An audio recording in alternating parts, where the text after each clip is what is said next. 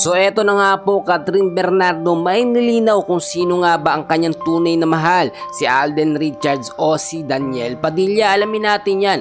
And bago tayo magpatuloy, huwag niyo po muna kakalimutan na i-like at subscribe ang ating channel. Maraming salamat po. Lately lang mga kaibigan ay naglabasan na naman po ang mga issue o balita dito nga po kay Catherine Bernardo at Daniel Padilla. May mga updates kasi na lumalabas na sila nga daw po ay nagdi-date ng palihim, no? Or lumalabas po mga kaibigan na hindi po alam ng mga fans nila, no? O ng mga Katniel fans.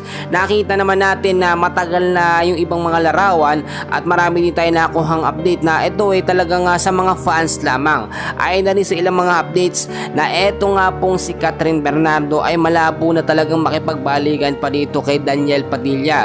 Well, paano ko nasabi mga kaibigan, 11 years ba naman tiniis ni Catherine Bernardo ang ginawa nga pong panloloko nitong si Daniel Padilla. Sa tingin nyo po ba, no, hindi lamang isang beses nagloko or nanloko eto si Daniel Padilla, paulit-ulit po yun at tila nga po, no, tinig sa lalamunan na natanggal eto nga pong si Daniel Padilla nang makaalis eto nga pong si Catherine Bernardo. Nasop na walam naman natin na masaya na etong si Catherine Bernardo sa kanyang ngayon manliligaw na rin na maituturing na si Alden Richards.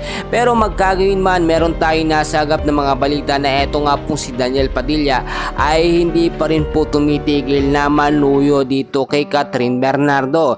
Meron ding update na lumalabas na eto nga pong si Daniel Padilla ay meron ng panibagong girlfriend, no, na pinalit niya dito nga po kay Catherine Bernardo, which is kung totoo man talaga ito, kung mapatunayan man ito, ay talagang imposible nang magkabalikan ang Katniel, no, si Daniel Padilla at si Catherine Bernardo. Pero para sa akin mga kaibigan, mas maganda, no, kung talaga magbabago ng ugali ito si Daniel Padilla, posible pa yung magkaroon ng chance. Alam nyo, yung 11 years na pagmamahalan nila, lalo na itong si Catherine Bernardo na talagang ibinigay niya ang kanyang buong puso pagmamahal kay Daniel, ay hindi po basta-basta mawawala at makakalimutan. Well, magkagayon man, suportahan na lamang po natin ang ating mga idol.